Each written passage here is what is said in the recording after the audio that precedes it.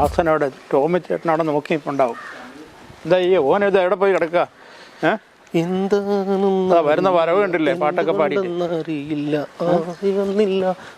നല്ല ആളാ. ഇപ്പൊ എത്ര നേരം ഞാനിവിടെ കാത്തിക്കുന്നു. പറയണ്ട വിജയ, കുറച്ച് തിരക്കായി പോയി. എന്ത് തിരക്ക്? ചെറിയ ഇലക്ഷന്റെ ഒക്കെ ഭയങ്കര പ്രവർത്തനമൊക്കെ അല്ലേ. അപ്പൊ എനിക്ക് രാഷ്ട്രീയമൊന്നും ഇല്ല, ദാസന് വിജയനും ഇല്ല. പക്ഷേ അതിന്റെ ഒരു തിരക്കിലായി പോയി. എന്ത് തിരക്ക്? ഇലക്ഷന്റെ അല്ലെന്നേ. വോട്ടില്ലാത്ത ദാസൻ എന്ത് തിരക്ക്? നമുക്ക് രണ്ടാൾക്ക് വോട്ടില്ലാത്ത കാര്യം ഇവിടുത്തെ സ്ഥാനാർത്ഥികൾക്ക് അറിയാവോ? ഏതായാലും അപ്പൊ വിജയ, നമ്മൾ എത്തിയിരിക്കുന്നത് നല്ല അടിപൊളി വീടല്ലേ. നല്ല അടിപൊളി വീട്, നല്ല സൂപ്പറായിട്ട്. ടോമി സാറാണ്, വള്ളിത്തോടിന്റെ സ്വന്തം ടോമി സാർ അല്ലേ. ടോമി സാറിന്റെ വീട്ടിലാണ് നമ്മളിപ്പോൾ എത്തിയിരിക്കുന്നത്. അപ്പോൾ അധ്യാപകനാണ്, സ്പോർട്സ് താരമാണ്, അതോടൊപ്പം തന്നെ നല്ലൊരു കർഷകനും കൂടിയാണ്, നല്ലൊരു പൊതുപ്രവർത്തനം കൂടിയാണ്. അദ്ദേഹമാണ് നമ്മുടെ വള്ളിത്തോട് വാർഡിൽ നിന്നും മത്സരിക്കാൻ വേണ്ടി പോകുന്നത്. കൂടുതലൊന്നും വേണ്ടല്ലോ. വേണ്ട, അപ്പോൾ ഇത്ര മതി, കൂടുതലൊന്നും വേണ്ട. വിശേഷങ്ങളൊക്കെ ഒന്ന് ചോദിച്ചറിയാം. എന്നാലും ദാസൻ ലേറ്റ് ആയത് ശരിയായില്ല. ഒന്നും പറയണ്ട, എൻ്റെ മുട്ടിന് ചെറിയൊരു വേദന, അതുകൊണ്ട് ഈ കുട ഇന്ന് ഉപകാരപ്പെട്ടു. ഹലോ ടോമി സാർ, നമസ്കാരം. എല്ലാവർക്കും ദാസന്റെ വിജയന്റെ നല്ലൊരു നമസ്കാരം. അപ്പോൾ ഇലക്ഷൻ ചൂടിലാണ്, തിരക്കാണ് അല്ലേ. അപ്പോൾ നിങ്ങളുടെ പരിപാടികളൊക്കെ നടക്കട്ടെ. നമ്മുടെ ഈ വള്ളിത്തോടിന്റെ സ്വന്തം സാറിനെ ദാസനും വിജയനും ഒന്ന് കുറച്ച് നേരത്തേക്ക് എടുക്കുകയാണ്. കുറച്ച് കാര്യങ്ങളൊക്കെ ചോദിച്ചറിയണം. സാറിന്റെ കുറെ കാര്യങ്ങൾ നമുക്ക് ചോദിച്ചു. വെറും സ്ഥാനാർത്ഥിയല്ല, കുറെ പ്രത്യേകതകൾ നമ്മൾ കാണുന്നുണ്ട്. ഇത് സ്ലിപ്പ് വർക്കല്ലേ? സ്ലിപ്പ് വർക്കാണല്ലേ? ആണല്ലേ. സജീവ പ്രവർത്തകരാണ്. അപ്പൊ വിജയ, അപ്പൊ ഇവര് നമ്മുടെ ടോമി സാറിന്റെ വീട് തന്നെ ഇപ്പൊ ഒരു തെരഞ്ഞെടുപ്പ് കമ്മിറ്റി ഓഫീസാക്കി മാറ്റിയിട്ടുണ്ട്. അപ്പൊ നമുക്ക് ഇവരൊന്ന് പരിചയപ്പെടാം അല്ലേ. സാറിന്റെ പേര്? Mathew sir, chief agent. Sibi ഏട്ടൻ ഏത് ഏജന്റാണ്? ഇത് നമ്മളെ പോളിംഗ് ഏജന്റ്. എന്റെ പേര് Albin. Polling agent. Okay Sreedharan. അപ്പോ നല്ലൊരു ടീം വർക്കാണ്. ഈ ടീം വർക്ക് നല്ലൊരു ലെവലിൽ എത്തട്ടെ എന്ന് നമുക്ക് ആദ്യം തന്നെ ആശംസിക്കാം അല്ലെ. അത് ഓക്കെ, നമുക്ക് വിവരങ്ങൾ കൂടെ ചോദിച്ചു. അപ്പൊ ടോമി സാറിക്ക് സ്ലിപ്പ് വർക്കൊക്കെ നടക്കട്ടെ.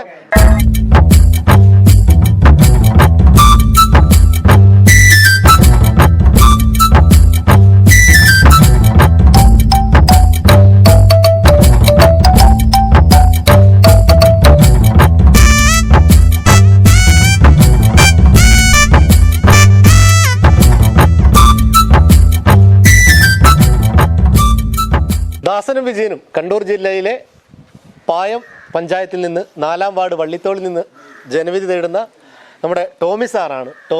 ടോമി മാത്യു സാറാണ് ഇന്ന് നമ്മോടൊപ്പം ഉള്ളത്. വിജയ, അപ്പോൾ നമ്മളിവിടെ വന്നപ്പോൾ തന്നെ കണ്ടു, വീട് തന്നെ ഒരു തെരഞ്ഞെടുപ്പ് കമ്മിറ്റി ഓഫീസാക്കി മാറ്റി സ്ലിപ്പ് എഴുതുകയാണ്. ഒരുപാട് നല്ല പ്രവർത്തകരുണ്ട്, കട്ടൊക്കെ കൂടെ നിൽക്കുന്നുണ്ട്. അപ്പോൾ ടോമി സാറേ, ഒരു നമസ്കാരം നമ്മൾ അവിടെ തന്നു, എന്നാലും നല്ലൊരു നമസ്കാരം കൂടി നേരുകയാണ്. പിന്നെ എങ്ങനെയുണ്ട് നമ്മുടെ ഈ ഇലക്ഷൻ കൊഴുത്തുകൊണ്ടിരിക്കുകയാണ്. എല്ലാ പാർട്ടിക്കാരും അവരവരുടെ തന്ത്രങ്ങൾ മെനഞ്ഞുകൊണ്ടിരിക്കുകയാണ്. ഇനിയിപ്പോൾ കുറച്ച് ദിവസങ്ങൾ മാത്രമേ ഇലക്ഷൻ ഉള്ളൂ. എങ്ങനെയുണ്ട് നമ്മുടെ തെരഞ്ഞെടുപ്പ് പ്രചരണം? വളരെയധികം ആവേശത്തോടെ പായം പഞ്ചായത്തിൽ മൊത്തം നടക്കുന്നു. വള്ളിത്തോട് വാർഡും അതിൻ്റെ ഭാഗമായിട്ട് വള്ളിത്തോട് 4-ാം വാർഡാണ്. 4-ാം വാർഡിലും സജീവ പ്രവർത്തനങ്ങളാണ് ഒരു മാസമായിട്ട് നടത്തിക്കൊണ്ടിരിക്കുന്നത്. 4-ാം വാർഡെന്ന് പറയുമ്പോൾ ഒരു മലയോര ബെൽറ്റിൽ നമ്മളെ 4-ാം വാർഡ് വള്ളിത്തോടിനൊരു പ്രത്യേകതയുണ്ട്. നമ്മുടെ കേരളത്തിലേക്കുള്ള കർണാടകയിൽ നിന്നുള്ള ആദ്യത്തെ എൻ്ററിങ് ടൗണാണ് വള്ളിത്തോട്. ആ വള്ളിത്തോടിനെ റെപ്രസെൻ്റ് ചെയ്താണ് ഞാൻ മത്സരരംഗത്തുള്ളത്. ഞാൻ 2015-20 കാലഘട്ടത്തിൽ ഞാൻ ഇവിടുത്തെ മെമ്പറായിരുന്നു. അതിനുശേഷം 20-25 വർഷം പൊതുരംഗത്ത് സജീവമായി പ്രവർത്തിച്ചുകൊണ്ടിരിക്കുകയാണ്. ആ പ്രവർത്തന രംഗത്ത് നമ്മളെ വളരെയധികം കക്ഷി രാഷ്ട്രീയ ഭേദമന്യേ ജാതിമത വ്യത്യാസമില്ലാതെ എല്ലാ ജനങ്ങളും എന്നെ വളരെയധികം സ്നേഹിക്കുന്നുണ്ടെന്ന് എനിക്ക് മനസ്സിലായി. അതിൻ്റെ പ്രധാനപ്പെട്ട കാരണം നമ്മുടെ പ്രവർത്തനം അവർക്ക് കുറച്ച് ഇഷ്ടപ്പെട്ടതുകൊണ്ടാണ്. കക്ഷി രാഷ്ട്രീയ ഭേദമന്യേ ഞാൻ പഞ്ചായത്ത് മെമ്പറായിരിക്കുന്ന കാലഘട്ടത്തിൽ പോലും അർഹിക്കുന്നവർക്ക് അവരുടെ കൈകളിലേക്ക് പ്രധാനപ്പെട്ട സഹായങ്ങൾ എത്തിച്ചു കൊടുക്കുക എന്നുള്ളതായിരുന്നു എൻ്റെ മോട്ടോ. അതുപോലെ തന്നെ നമ്മുടെ പ്രദേശത്തിൻ്റെ വികസന പ്രവർത്തനങ്ങൾ മാക്സിമം പഞ്ചായത്തുമായി സഹകരിച്ച് കൊണ്ടുവന്നു. അതിനുള്ള പ്രതിഫലം, അതിനുള്ള ജനങ്ങളുടെ സപ്പോർട്ട് നമുക്കുണ്ട്. ആ നിലയ്ക്ക് ഏറ്റവും നന്നായി മുമ്പോട്ട് പോവുകയാണ്. അതുപോലെ തന്നെ പഞ്ചായത്തിൻ്റെ മാത്രമല്ല, പഞ്ചായത്തേതര ഫണ്ടുകൾ, നമ്മുടെ ബഹുമാനപ്പെട്ട MLA യുടെ ഫണ്ടും അതുപോലെ തന്നെ MP യുടെ ഫണ്ടും ഒക്കെ ഉപയോഗിച്ചുകൊണ്ട് നമ്മുടെ നാടിൻ്റെ നാനാവിധമായ പ്രവർത്തനങ്ങൾ നടത്താൻ വേണ്ടി നമുക്ക് സാധിച്ചിട്ടുണ്ട്. അതിന് ജനങ്ങളുടെ പൂർണ്ണമായ പിന്തുണയുണ്ടായിരുന്നുള്ളതാണ് എനിക്ക് ആ കാര്യത്തെക്കുറിച്ച് പറയാനുള്ളത്. ടോമി സാറേ, നമ്മൾ ഈ പറഞ്ഞ പോലെ കാര്യങ്ങളെല്ലാം ഇങ്ങ് അടുത്തു വന്നു. നമ്മുടെ ഒരു മാസം മുമ്പ് പ്രവർത്തനമൊക്കെ തുടങ്ങി പറയുന്നുണ്ടെങ്കിൽ ഇപ്പം ഇങ്ങ് അടുത്തു വന്നു. ഇനി വിരലിലെണ്ണാവുന്ന ദിവസങ്ങളിലേക്ക് മത്സരം ഇലക്ഷൻ ഡേറ്റ് അടുക്കുകയാണ്. അപ്പം ടോമി സാറിൻ്റെ ഈ പൊതുപ്രവർത്തന രംഗം അതിൻ്റെ ഒരു കഥ, അതായത് ഈ പൊതുപ്രവർത്തന രംഗത്തേക്ക് വന്നത് ഏതെല്ലാം പദവികളിൽ ഇപ്പോൾ ചെയ്തിട്ടുണ്ട്, ഒന്ന് ഞങ്ങൾക്ക് ചുരുക്കി നമ്മുടെ വോട്ട് ഞങ്ങൾക്ക് എന്ന് പറയുമ്പോൾ ആൾക്കാർക്ക് അവിടെ ദാസനും വിജയനും അതോടൊപ്പം തന്നെ വോട്ടർമാർ ഒന്ന് ചുരുക്കി പറയാമോ? ഞാൻ 1976 SLC പഠിക്കുന്ന സമയത്ത് കിളിയന്തറ സ്കൂളിലെ KSU യൂണിറ്റിൻ്റെ പ്രസിഡൻ്റായിരുന്നു. 76 കഴിഞ്ഞ് ഞാൻ 76 ജൂണിലാണ് നമ്മൾ PRNS പഴശ്ശിരാജ NS കോളേജിലേക്ക് പോകുന്നത്. അവിടെ ചെന്ന് ഞാൻ പഴശ്ശിരാജ NS കോളേജിൻ്റെ KSU യൂണിറ്റിൻ്റെ പ്രസിഡൻ്റായിരുന്നു. 1981 പഴശ്ശിരാജ NS കോളേജിൻ്റെ ചെയർമാനായിരുന്നു. ആ പ്രവർത്തനം മട്ടന്നൂർ പഴശ്ശിരാജ NS കോളേജിൻ്റെ ആ ഒരു വിദ്യാർത്ഥി പ്രവർത്തനം എനിക്ക് വളരെയധികം നമ്മുടെ രാഷ്ട്രീയ ജീവിതത്തിന് വളരെയധികം സ്വാധീനം ഉണ്ടാക്കിയ ഒരു കലാലയമാണ് മട്ടന്നൂർ പഴശ്ശിരാജ NS കോളേജ്. ആ കോളേജിൽ ഞാൻ രാഷ്ട്രീയ പ്രവർത്തനം കോളേജ് യൂണിയൻ ചെയർമാനായിരുന്നു. അതുപോലെ തന്നെ എനിക്ക് അന്ന് എന്നെ ഏറ്റവും കൂടുതൽ പ്രോത്സാഹിപ്പിച്ച ഒരു വ്യക്തിയാണ് നമ്മുടെ പ്രസിദ്ധ സിനിമാ നടൻ ജഗദീഷ് സാർ. ജഗദീഷ് സാർ അന്ന് സിനിമാ നടനായിട്ടില്ല, അവിടെ ഉണ്ടായിരുന്നു. ഞങ്ങളുടെ കോമേഴ്സ് ലെക്ചറായിരുന്നു. അതായത് ഞങ്ങളുടെ കോളേജ് യൂണിയൻ അഡ്വൈസറായിരുന്നു. അതുപോലെ തന്നെ നമുക്ക് വേണ്ട എല്ലാ കാര്യങ്ങളും പറഞ്ഞു തരികയും ഒക്കെ ചെയ്തിട്ടുണ്ടായിരുന്നു. ഹോസ്റ്റൽ വാർഡനായിരുന്നു. അപ്പോൾ അദ്ദേഹത്തിൻ്റെ ഒരു പ്രചോദനം എന്നെ വളരെയധികം സഹായിച്ചിട്ടുണ്ട്. അതുപോലെ തന്നെ ഞാൻ മട്ടന്നൂർ കോളേജിൽ പഠിക്കുന്ന സമയത്ത് തന്നെ ഞാൻ വോളിബോൾ പ്ലെയറായിരുന്നു. എന്നെ വോളിബോൾ രംഗത്തേക്ക് കൊണ്ടുവന്നത് നമ്മുടെ ബഹുമാനപ്പെട്ട മുൻ പഞ്ചായത്ത് പ്രസിഡന്റ്, പായം പഞ്ചായത്തിൻ്റെ ഇതമ്പ്രദമായി കിട്ടിയ പഞ്ചായത്ത് 1995-2000 കാലഘട്ടത്തിൽ കക്കാട്ട് സുഭാഷനും അതുപോലെ തന്നെ KC തോമസ് സാറ് ഉൾപ്പെടെയുള്ള ആൾക്കാരാണ് എന്നെ വോളിബോൾ രംഗത്തേക്ക് കൊണ്ടുവന്നത്. വോളിബോൾ കളിച്ച് വളരെ ശക്തമായി കളിക്കുകയും മട്ടന്നൂർ കോളേജിൻ്റെ ക്യാപ്റ്റനാകുകയും എൻ്റെ ക്യാപ്റ്റൻസിയിൽ ആദ്യമായി Mattannur college Calicut university winners ആവുകയും ചെയ്തു. എൻ്റെ ക്യാപ്റ്റൻസിൽ ഞാൻ ആ ട്രോഫി ഏറ്റു. ആദ്യം മട്ടന്നൂർ കോളേജിൻ്റെ ചരിത്രത്തിൽ ആദ്യമായിട്ട് കാലിക്കറ്റ് യൂണിവേഴ്സിറ്റി വിന്നേഴ്സ് ആകുന്നത് എൻ്റെ ക്യാപ്റ്റൻസിയിലാണ്. ഞാൻ ജില്ലാ ക്യാപ്റ്റനാണെന്ന് ഞാൻ ആദ്യം പറഞ്ഞല്ലോ. 3 വർഷം ജില്ലയ്ക്ക് വേണ്ടി കളിച്ചു, ജില്ലാ ക്യാപ്റ്റനായിരുന്നു. കർണാടക, കേരള സ്റ്റേറ്റിലെ മിക്കവാറും എല്ലാ ജില്ലകളിലും എല്ലാ ടൂർണമെൻറ്റ്സിലും ഞാൻ പങ്കെടുത്തിട്ടുണ്ട്. അതുപോലെ തന്നെ നമ്മുടെ ബഹുമാനപ്പെട്ട ജിമ്മി ജോർജ്, അതുപോലെ തന്നെ നമ്മുടെ ജോസ് ജോർജ്, ജിമ്മി ജോർജിൻ്റെ അനിയൻ സെബാസ്റ്റ്യൻ ജോർജ്, ബൈജു ജോർജ് എന്നിവരോടൊപ്പം കോർട്ടിൽ ഒന്നിച്ചും എതിരും കളിച്ചിട്ടുണ്ട്. അതൊരു വലിയ ദൈവാനുഗ്രഹമായിട്ട് ഞാൻ കാണുകയാണ്. പ്രത്യേകിച്ച് ജിമ്മിയുടെ ചരമവാർഷികം ആഘോഷിക്കുന്ന ഈ സമയത്ത്. വിജയ ഭയങ്കര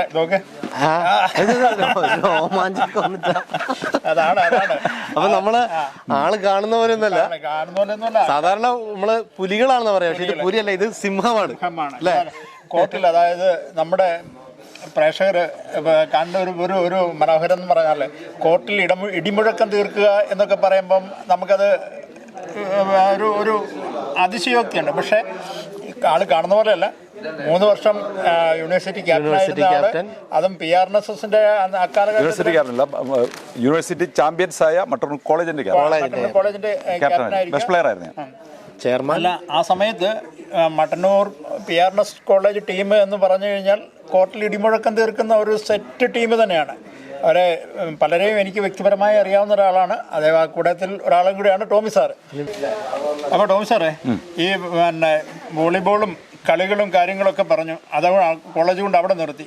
അതിന് ശേഷമുള്ള കാര്യങ്ങൾ കൂടി ഒന്ന് പറയാമോ? അതെ, ഡിഗ്രി കഴിഞ്ഞപ്പോൾ ഞാൻ എക്കണോമിക്സ് ആൻഡ് ഹിസ്റ്ററി ഡെവലപ്മെൻ്റ് ആയിരുന്നു. അത് പാസ്സായതിനു ശേഷം ഞാൻ B.Edന് പോയി. B.Edന് എനിക്ക് അഡ്മിഷൻ കിട്ടുന്നത് സ്പോർട്സ് കോട്ടയിലാണ്. ഒരു ജില്ലയിൽ ഒരു ട്രെയിനിങ് കോളേജാണ് ഉണ്ടാവുക. അത് തലശ്ശേരി ട്രെയിനിങ് കോളേജാണ്. ആ കോളേജിൽ എനിക്ക് സ്പോർട്സ് കോട്ടയിൽ എനിക്ക് അഡ്മിഷൻ കിട്ടി. അപ്പോൾ ആ സമയത്ത് ഞാൻ അവിടെയും KSUവിൻ്റെ കോളേജ് യൂണിയൻ ചെയർമാനായിരുന്നു ഞാൻ. എനിക്ക് ആ സമയത്ത് ഒരു എക്സ്പീരിയൻസ് എന്ന് പറഞ്ഞാൽ അത് ഭയങ്കര എക്സ്പീരിയൻസാണ്. നിങ്ങൾ പറഞ്ഞാൽ വിശ്വസിക്കുമെന്ന് എനിക്കറിയത്തില്ല. 1983 തലശ്ശേരി B.Ed ട്രെയിനിങ് കോളേജിൻ്റെ ജൂബിലി വർഷമായിരുന്നു. ഞാൻ ചെയർമാനായ വർഷം. അന്ന് ബഹുമാനപ്പെട്ട കേരള ഗവർണർ P. രാമചന്ദ്രനായിരുന്നു അന്നത്തെ നമ്മുടെ ജൂബിലി ആഘോഷം ഉദ്ഘാടനം ചെയ്തത്. എനിക്ക് 23-ാമത്തെ വയസ്സിൽ ഗവർണർ പങ്കെടുക്കുന്ന ചടങ്ങിൽ അധ്യക്ഷം വഹിക്കാനുള്ള അവസരം കിട്ടിയിട്ടുണ്ട്.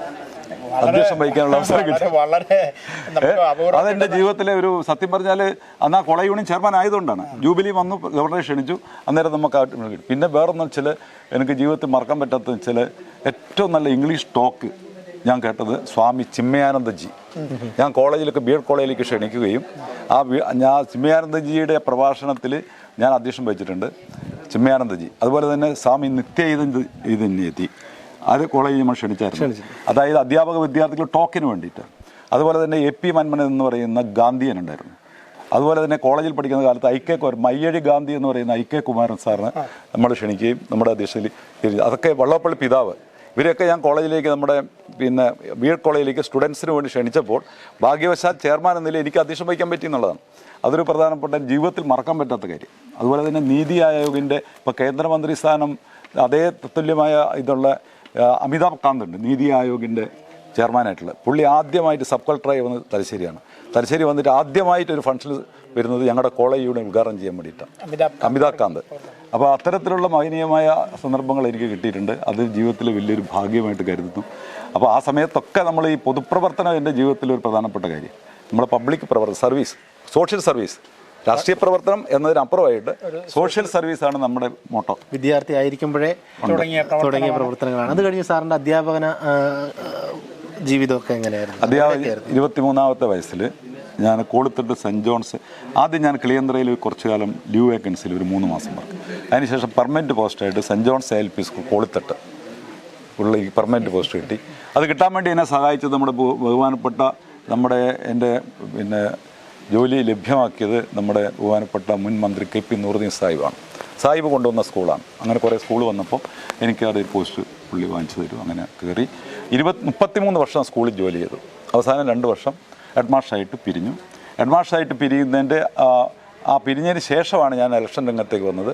ആദ്യമായിട്ട് 2015 വന്നു, ഞാൻ മത്സരിച്ചു, ഞാൻ ജയിച്ചു, 5 വർഷം പ്രവർത്തിച്ചു. പക്ഷേ ഈ പഞ്ചായത്ത് വാർഡ് ഞാൻ ഏറ്റവും വിലമതിക്കുന്നത് നമ്മൾ ഈ മോളിലേക്ക് പ്രവർത്തിക്കുന്നതിനേക്കാളും നല്ലത് നമ്മുടെ സ്വന്തം നാട്ടുകാർക്ക് വേണ്ടി എന്തെങ്കിലും ചെയ്യാൻ കഴിയുവാണെങ്കിൽ അതല്ലേ നമുക്ക് തൃപ്തി അടയാൻ പറ്റും. അപ്പോൾ ആ നിലയിലാണ് എൻ്റെ ഇപ്പോഴത്തെ ഏറ്റവും നല്ലൊരു മേഖലയായിട്ട് പഞ്ചായത്ത് മേഖല ഞാൻ കാണുകയാണ്. മെമ്പർ സ്ഥാനം കിട്ടിയാൽ നമുക്കൊരുപടി കുറേ കാര്യങ്ങൾ ചെയ്യാൻ വേണ്ടി സാധിക്കും. ജനാധിപത്യത്തിന്റെ അടിത്തറയാണ് പഞ്ചായത്ത്, ത്രിതല പഞ്ചായത്ത്, ബ്ലോക്ക് പഞ്ചായത്ത്, ജില്ലാ പഞ്ചായത്ത്. അതിനുശേഷമാണ് നമ്മുടെ ജനപ്രതിനിധികളിലേക്ക്, അതായത് ജനങ്ങളിലേക്ക് ഏറ്റവും കൂടുതൽ ആവശ്യങ്ങൾ അറിഞ്ഞ് പ്രവർത്തിക്കാനും പറ്റുന്ന ഒരു മേഖലയാണ് നമ്മുടെ ഈ പഞ്ചായത്ത് മെമ്പർ സ്ഥാനം. അപ്പം ടോമി സാറ് നമ്മുടെ ചോദ്യങ്ങൾക്ക് അതിൽ കൂടുതൽ ഉത്തരങ്ങളാണ് നമുക്ക് പറഞ്ഞുകൊണ്ടിരിക്കുന്നത്. അപ്പം നമുക്ക് ടോമി സാറിനോട് അടുത്ത ചോദിക്കാനുള്ള നമുക്ക് ചോദിക്കാം. ഇപ്പോൾ ടോമി സാർ ഒരുപാട് കാര്യങ്ങൾ ഇങ്ങനെ പറഞ്ഞു. നമ്മുടെ വിദ്യാർത്ഥി ജീവിതം മുതൽ അധ്യാപന ജീവിതം വരെ എത്തി പൊതുപ്രവർത്തനത്തിൽ എന്നും നമ്മോടൊപ്പം ജനങ്ങളോടൊപ്പം തന്നെ ഉണ്ട് വിജയ. അതാണ് ടോമി സാറിൻ്റെ മറ്റുള്ളവരിൽ നിന്ന് വ്യത്യസ്തനാക്കി നിർത്തുന്നത് തന്നെ.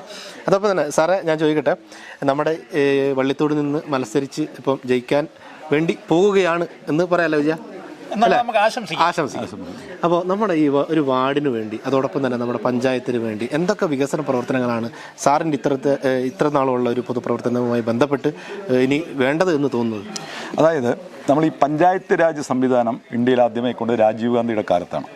പഞ്ചായത്തിൻ്റെ ഒരു പ്രശ്നം വെച്ചാൽ പഞ്ചായത്തിലെ എല്ലാ മെമ്പർമാരും പഞ്ചായത്തിൻ്റെ പൊതുവായ വികസനത്തിന്, സമഗ്രമായിട്ടുള്ള വികസനത്തിന് വേണ്ടി ആത്മാർത്ഥമായി പ്രവർത്തിക്കാനുള്ളതാണ്. ആക്ച്വലി ഈ പഞ്ചായത്ത് രാജ് സംവിധാനത്തിൻ്റെ അകത്ത് എല്ലാവരും ഒത്തൊരുമയോടെ പ്രവർത്തിച്ചാൽ പഞ്ചായത്തിൽ മൊത്തത്തിലുള്ള വികസനം, ഒരു റോഡ് ഒരു പ്രദേശത്ത് വന്നു കഴിഞ്ഞാൽ അതിൽ ഇന്ന പാർട്ടിക്കാരെന്നല്ല എല്ലാവരും സഞ്ചരിക്കുകയാണ്. മൊത്തത്തിലുള്ള വികസനമാണ് നമ്മുടെ ലക്ഷ്യം. അപ്പോൾ പായം പഞ്ചായത്തിൻ്റെ ഏറ്റവും ഭൂപ്രകൃതിയായിട്ട് വളരെ നല്ല ഒരു സൗന്ദര്യമുള്ള പുഴകളും അതുപോലെ തന്നെ തോടും പച്ചപ്പും എല്ലാം ഉള്ള ഒരു പ്രദേശമാണ്. പ്രത്യേകിച്ച് നമ്മുടെ കർണാടകത്തിൽ നിന്നും കേരളത്തിലേക്ക് വരുന്ന എൻട്രൻ ടൗൺ എന്ന നിലയിൽ ഈ മേഖലയെല്ലാം നമുക്ക് പായം പഞ്ചായത്തിന് ഒരു പ്രത്യേകതയുണ്ട്. അപ്പോൾ കൂട്ടായ യോജിപ്പ് 2015-20 കാലഘട്ടത്തിൽ കൂട്ടായ ഒരു പ്രവർത്തനം ഉണ്ടായിരുന്നു. അതിൻ്റെ ഒരു ഭാഗമായിട്ട് കുറേ വികസനപഥം കൊണ്ടുവരാൻ സാധിച്ചു. കക്ഷി രാഷ്ട്രീയ ഭേദമന്യേ അതാത് മെമ്പർമാർക്ക് കിട്ടാനുള്ള കാര്യങ്ങൾ കൃത്യമായി കൊടുക്കുന്ന സമയത്ത് തീർച്ചയായിട്ടും ഒരു അംഗീകാരം വരും മൊത്തത്തിൽ. അപ്പോൾ പഞ്ചായത്ത് രാജ് സംവിധാനത്തിൽ അത്രയേ ഉള്ളൂ. കടുത്ത ഫൈറ്റും കാര്യങ്ങളൊന്നും അതിൻ്റെ അകത്ത് ആവശ്യമില്ല. അപ്പോൾ ആ നിലയ്ക്ക് പായം പഞ്ചായത്തിൻ്റെ റോഡായാലും ജനത്തിന് ഏറ്റവും കൂടുതൽ വേണ്ടത് റോഡാണ്, വെളിച്ചമാണ്, പാർപ്പിടമാണ്. വെള്ളം, വെളിച്ചം, റോഡ്, പാർപ്പിടം, ഈ അടിസ്ഥാന പ്രശ്നങ്ങൾ പരിഹരിക്കപ്പെട്ട തന്നെ ജനങ്ങളുടെ ഏകദേശ വിഷയങ്ങൾ പരിഹരിക്കപ്പെട്ടു. മുക്കാൽ ഭാഗം പ്രശ്നം പരിഹരിക്കപ്പെട്ടു. അതിനുവേണ്ടി നമ്മൾ ഇപ്പോഴും അതൊന്നും ലഭ്യമാകാത്ത പല സ്ഥലങ്ങളും, കുടിവെള്ള ക്ഷാമമൊക്കെ ഈ കാലത്ത് കഴിഞ്ഞ 2-3 വർഷങ്ങൾ പായം പഞ്ചായത്തിലുണ്ടായിരുന്നു. ആ സമയത്ത് വെള്ളം പഞ്ചായത്ത് എത്തിച്ചു കൊടുക്കുന്നു, ലക്ഷക്കണക്കിന് ചിലവാകുന്നു.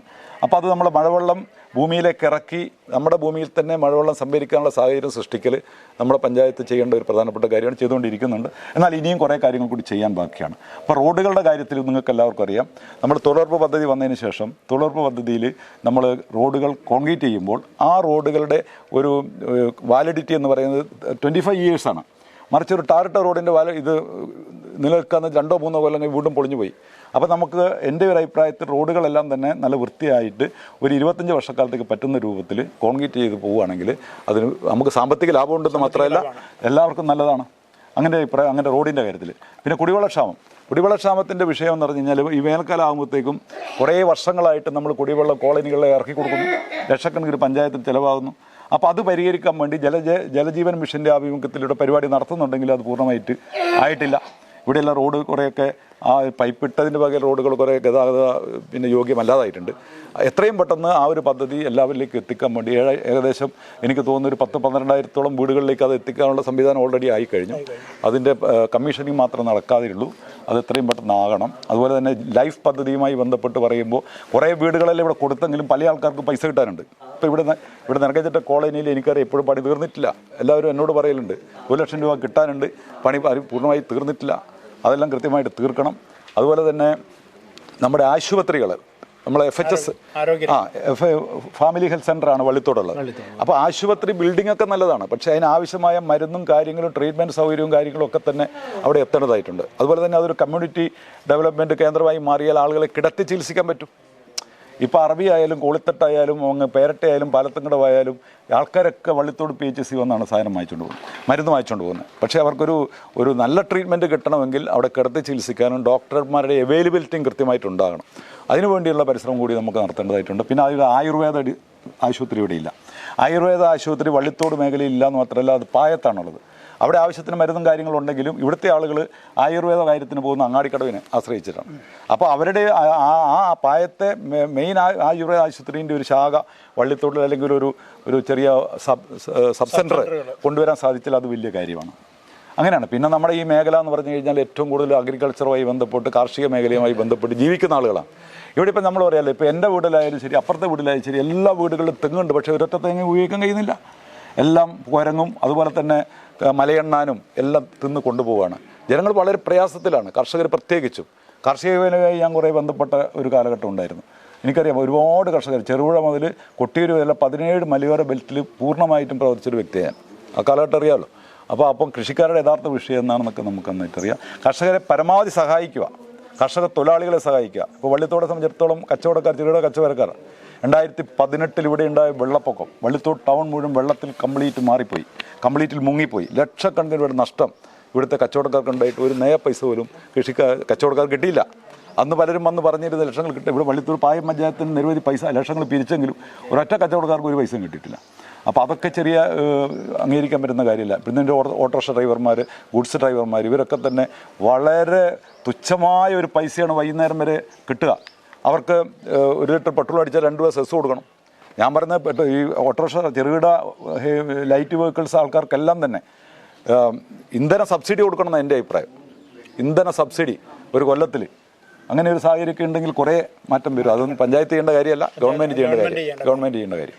അപ്പം ആധികാരികമായിട്ട് കുറേ കാര്യങ്ങൾ പറഞ്ഞു, നമ്മൾ ശ്രദ്ധിച്ച് കേട്ടുകൊണ്ടിരിക്കുകയാണ്. പറയാം ദാസ. അല്ല വിജയം പറ. അപ്പം ഞാൻ പറഞ്ഞു വന്നത് അധ്യാപകനാണ്, സ്പോർട്സ് താരമാണ്, അതിലുപരി എന്തോ കാർഷിക മേഖലയിലുള്ളൊരു ചെറിയ പ്രവർത്തനങ്ങളൊക്കെ ഉണ്ടെന്നാണ് ഞങ്ങൾ അറിയുന്നത്. എങ്ങനെയുണ്ട് ഈ കാർഷിക മേഖലയിൽ എന്തൊക്കെയാണ് കവിസാറിൻ്റെ? കാർഷിക മേഖലയിൽ ഞാൻ നമ്മളെ കർഷക സംഘടനയായ ഇൻഫാം എന്ന് പറഞ്ഞ കർഷകർ കേട്ടില്ല, അതിൻ്റെ ജില്ലാ സെക്രട്ടറി ആയിരുന്നു. ആ ജില്ലാ സെക്രട്ടറി ആയിരുന്ന കാലത്ത് നമ്മളെ കണ്ണൂർ വെച്ച് കളക്ടറേറ്റിന് മുമ്പിൽ 50,000 ആളെ പങ്കെടുപ്പിച്ചുകൊണ്ട് ഒരു ഉപരോധം നടത്തി. ആ ഉപരോധം എന്ന് പറഞ്ഞു കഴിഞ്ഞാൽ കൃഷിക്കാരുടെ യഥാർത്ഥ പ്രശ്നങ്ങളാണ്. അന്ന് വയനാട്ടിലെ കർഷകർ മരിച്ചു വീഴുന്ന ഒരു കാലഘട്ടമായിരുന്നു. അപ്പോൾ അന്ന് വയനാടിന് വേണ്ടി കൽപ്പറ്റ കളക്ടറേറ്റിന് മുമ്പിൽ ഞാനും അതുപോലത്തെ വയനാട് ജില്ലാ പ്രസിഡൻറ്റും നമ്മുടെ മുൻ റീജിയണൽ ഡയറക്ടറായിരുന്ന ഫാദർ ജോസഫ് ഒറ്റപ്ലാക്കലും ഞങ്ങൾ വയനാട് കളക്ടറേറ്റിന് മുമ്പിൽ 5 ദിവസത്തെ നിരാഹാര സത്യാഗ്രഹം പ്രഖ്യാപിച്ചു. നിരാഹാരം പ്രഖ്യാപിച്ചു കഴിഞ്ഞപ്പോൾ അതിൻ്റെ കളക്ടറേറ്റ് മുമ്പിൽ ഏകദേശം 5,000-ഓളം ആൾക്കാർ നമ്മളോടൊപ്പം രാത്രി കിടക്കുകയാണ്. അപ്പോൾ പിറ്റേ ദിവസം അന്ന് AK ആന്റണി മുഖ്യമന്ത്രിയായിരുന്ന കാലഘട്ടത്തിൽ 2000 ആ കാലഘട്ടം. അപ്പോൾ ഞാൻ കാസർഗോഡ് നിന്ന് AK ആന്റണിൻ്റെ നേതൃത്വത്തിൽ ഒരു വലിയ ജാഥ നടത്തി ഞങ്ങളുടെ കളക്ടറേറ്റിന് മുമ്പിൽ കൂടിയാണ് പോകേണ്ടത്. അന്ന് രാമേന്ദ്ര മാഷ് MLA, വയനാട് MLA രാമേന്ദ്ര മാഷ് വന്നിട്ട് നമ്മളോട് പറഞ്ഞു, നിങ്ങൾ കളക്ടറേറ്റിന് മുമ്പിൽ നിരാഹാരം നിർത്തണം, മുഖ്യമന്ത്രി വരാൻ വേണ്ടി പോകുന്നുണ്ട് AK ആന്റണി. അപ്പോൾ AK ആന്റണി വന്ന് നിങ്ങളുടെ കാര്യങ്ങൾ സംസാരിക്കും, എല്ലാം പരിഹരിക്കും എന്ന് പറഞ്ഞു. അപ്പോൾ ഞങ്ങൾ നിരാഹാരം നടത്തിക്കൊണ്ടിരിക്കുന്നു. AK ആന്റണി കലക്ടറേറ്റിന് മുമ്പിൽ കൂടെ പോകുന്നു, ഞങ്ങളുടെ നിരാഹാര പന്തൽ കയറുന്നു. ഞങ്ങൾ പറഞ്ഞ കാര്യങ്ങളെല്ലാം പുള്ളി പ്രഖ്യാപനത്തിലൂടെ അംഗീകരിച്ചു. അതോടെ നമ്മൾ നിരാഹാരം നിർത്തി. അല്ല, അങ്ങനെ ഒരു സംഭവമുണ്ട്. കലക്ടർ വയനാട്ടിലെ കൃഷിക്കാർക്ക് വേണ്ടി നമ്മൾ 3-4 ദിവസം പോയിട്ട് നിരാഹാരം കിടന്നിട്ടുണ്ട്. അപ്പോൾ ആ പ്രവർത്തന കാലഘട്ടം എന്നെ സംബന്ധിച്ചിടത്തോളം ഒരു വലിയ ബന്ധം, കൃഷിക്കാരുമായിട്ടുള്ള ബന്ധം, മലയോര കർഷകരുമായിട്ടുള്ള ബന്ധം സ്ഥാപിക്കാൻ സാധിച്ചിട്ടുണ്ട്. അതൊക്കെ നമ്മുടെ ഒരു അനുഭവം. ആ ഒരു അനുഭവം നമ്മുടെ ഈ നാട്ടുകാർക്കൊക്കെ, മലയോര ജനത, കാർഷിക മേഖല, കുടിയേറ്റ ജനതയാണ്, അവർക്കൊക്കെ ഇനിയും വരും നാളുകളിൽ ഉപകാരപ്പെട്ടെ എന്ന് നമുക്ക് ആശംസിക്കുകയാണ്. അതോടൊപ്പം തന്നെ ടോമി സാറിനോട് ഒരു കാര്യം കൂടി ചോദിക്കാം. നമ്മുടെ ഈ പായം പഞ്ചായത്ത് സാറ് പറഞ്ഞതുപോലെ കർണാടകമായി ബോർഡറാണ്. അപ്പോൾ വന്യജീവി പ്രശ്നങ്ങൾ ഒരുപാട്, വന്യമൃഗ ശല്യം, ആന, കാട്ടാന ശല്യം ഒക്കെ ഒരുപാട് രൂക്ഷമായിട്ടുള്ള ഒരു സാഹചര്യത്തിലൂടെയാണ് ഇപ്പോൾ കടന്നു പോകുന്നത്. എന്തൊക്കെയാണ് നമുക്ക് ചെയ്യാൻ വേണ്ടി സാധിക്കുക ഈ വന്യമൃഗ ശല്യം തടയുന്നതിന് വേണ്ടി? വന്യമൃഗ ശല്യം തടയണമെങ്കിൽ പഞ്ചായത്ത് ഇപ്പോൾ ഒരുപാട് കാര്യങ്ങൾ ഗവൺമെൻറ് പറഞ്ഞിട്ട് പഞ്ചായത്തിനോട് ചെയ്യാം. ഇതൊന്നും പരിഹാരമല്ല. ആക്ച്വലി ഈ വന്യമൃഗങ്ങൾ തടയുന്നതിൽ എത്ര ഫെൻസിങ് നല്ല നിലയിൽ നടത്തണം. അതുപോലെ തന്നെ ഈ വന്യമൃഗങ്ങളെ കാട്ടിൽ തന്നെ നിലനിർത്താനുള്ള സാഹചര്യം ഉണ്ടാക്കുക വേണ്ടത്. കാട്ടിൽ നിന്ന് നാട്ടിലേക്ക് ഇറങ്ങുന്ന സാഹചര്യം എന്താണെന്ന് പഠിച്ച്, സ്വാഭാവികമായിട്ടും വന്യമൃഗങ്ങൾ ഇറങ്ങണമെങ്കിൽ അവർക്ക് വിശപ്പടക്കാൻ വേണ്ടി, ഭക്ഷണം കിട്ടാൻ വേണ്ടി ഇറങ്ങുന്നത്. അവർക്ക് കാട്ടിൽ തന്നെ ഭക്ഷണം കിട്ടാനുള്ള സാഹചര്യം നമ്മൾ സൃഷ്ടിക്കണം. ഭക്ഷണവും വെള്ളവും കാട്ടിൽ തന്നെ കിട്ടാനുള്ള സാഹചര്യം സൃഷ്ടിച്ചാൽ ഒരിക്കലും വന്യമൃഗങ്ങൾ നാട്ടിലേക്ക് ഇറങ്ങില്ല. അവിടെ അതില്ലാതെ വരുമ്പോൾ നാട്ടിലേക്ക് ഇറങ്ങുന്നു, നമ്മുടെ വാഴ നശിപ്പിക്കുന്നു, നമ്മുടെ കവുങ്ങ് നശിപ്പിക്കുന്നു. അങ്ങേയറ്റം പറയുന്നത് റബ്ബർ പോലും ഈ പന്നി മാന്തിയിട്ട് കളയാണ്. പിന്നെ ഇവിടെ മലയെണ്ണാൻ എന്ന് പറയുന്നത് നമുക്ക് ഈ നാട്ടിൽ ഇല്ലായിരുന്നു, വളരെ ദുർലഭമായിരുന്നു. പക്ഷേ ഇപ്പം ഡസൻ കണക്കിന് മലയെണ്ണാൻ. ഈ മലയെണ്ണാൻ തെങ്ങിന് മുകളിൽ കയറി കഴിഞ്ഞാൽ ഒരൊറ്റ തേങ്ങയും കിട്ടൂല. ഏറ്റവും കൂടുതൽ ശത്രു മലയെണ്ണാനായിട്ട് ഇതിനൊന്നും നമുക്ക് തൊടാൻ പറ്റൂല.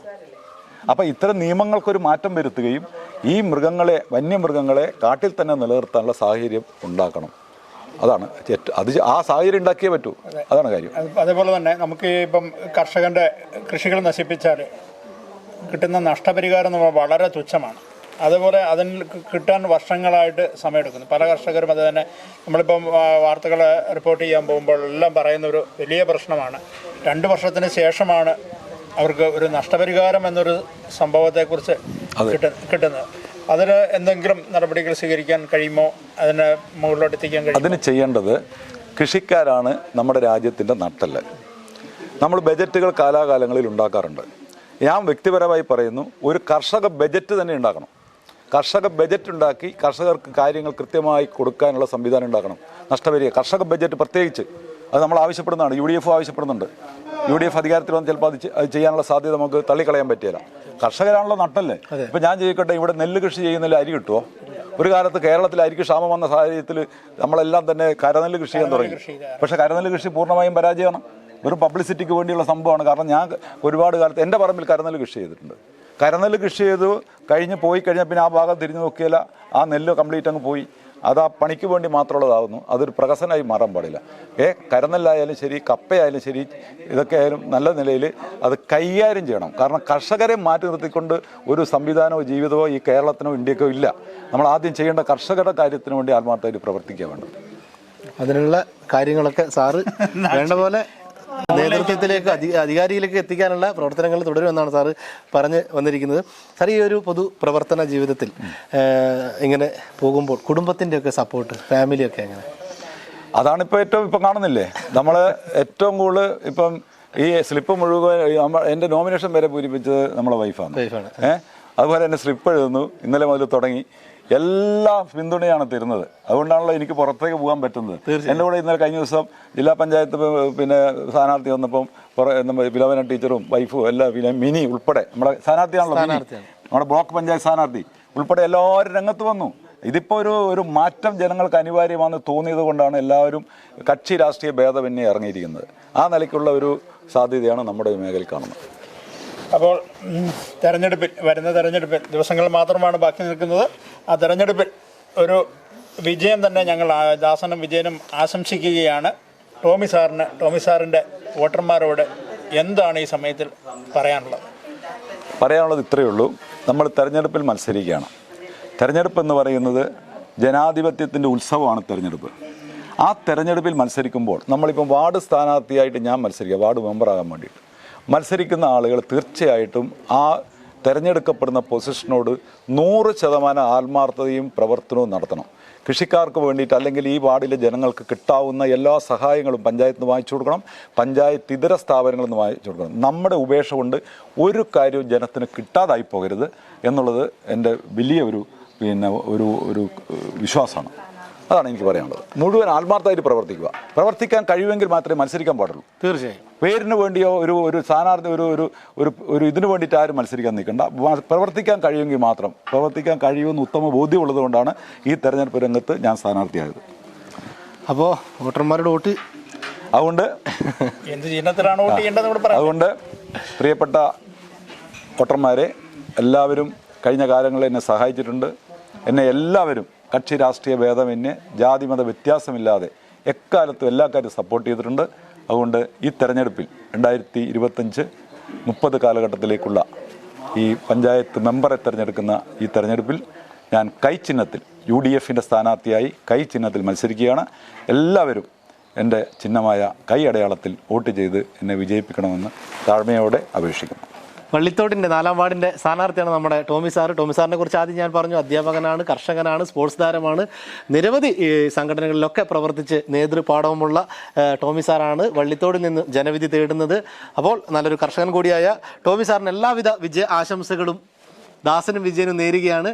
അപ്പോൾ നല്ല ഭംഗിയായി, നല്ല ആരോഗ്യപരമായി നല്ല ഇലക്ഷനൊക്കെ നടക്കട്ടെ. വിജയ, അപ്പോൾ ഒരിക്കൽ കൂടി വിജയ ആശംസകൾ നേരുകയാണ്. ഓക്കെ, അതായത് ഞാൻ പറഞ്ഞു കഴിഞ്ഞാൽ നമ്മുടെ വോളിബോൾ കോർട്ടിലെ ഒരു ഇടിമുഴക്കമായിരുന്നു ടോമി സാർ.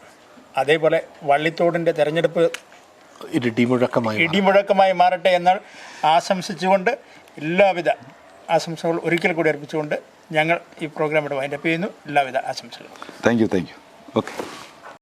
മാറ്റത്തിന്റെ കാറ്റിന്നല്ലേ മാറ്റും നമ്മളൊന്നിച്ചല്ലേ UDFനൊപ്പം വാ മുന്നേറിടാം.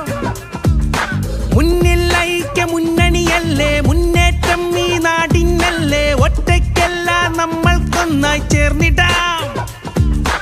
കതറില്ലവരെനി പതറില്ലടാ, കനലിലെരിഞ്ഞതും കരിയില്ലടാ, ചിറകു വലുതിന് തളരില്ലടാ, ചെറുതു വലുതെന്ന വിടവില്ലടാ, ഒഴിയടാ വഴി തടയാതെ,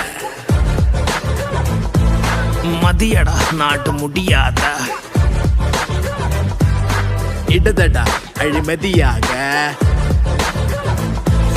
തടയിടാം അതിനെതിരാക. നമുക്ക് വേണ്ടി UDFിൽ ഇരുന്നിതവാം, തടുക്കും പുത്തൻ മലയാളക്കരയിടക്കാം, ഇരുന്ന നവവികസന ദിനമിതവാം, നമുക്കൊരുങ്ങം ദിക്കെറിഞ്ഞ് ഒത്തെറിഞ്ഞ് വിത്തെറിഞ്ഞ് പടയടാം.